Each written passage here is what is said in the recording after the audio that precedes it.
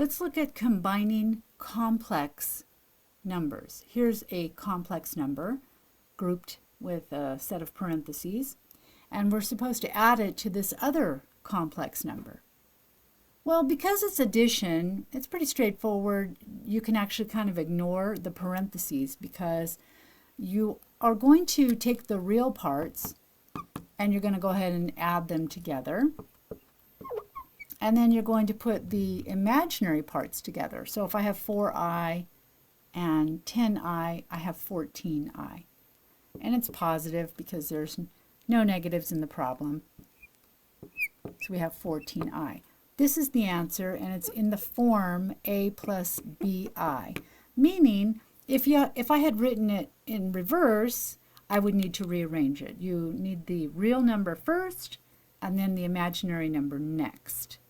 Now let's look at a more interesting case where there are some negatives. In fact, I'm just going to keep this problem and change this to a subtraction. You'll notice I don't separate and say, here we're going to add and here we're going to subtract. And the reason is addition and subtraction are, really just counting up and finding the total. So you don't want to imagine that there's a different set of rules.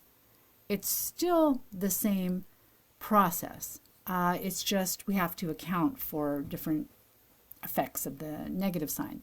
Here's what I mean. I have this complex number and I'm going to take away this one. I cannot just disregard the parentheses because if I did, I might come up with the wrong answer. This is telling us to subtract 8, but it's also telling us to subtract 10. And if we don't think of that, we could come up with the wrong answer. So here we go.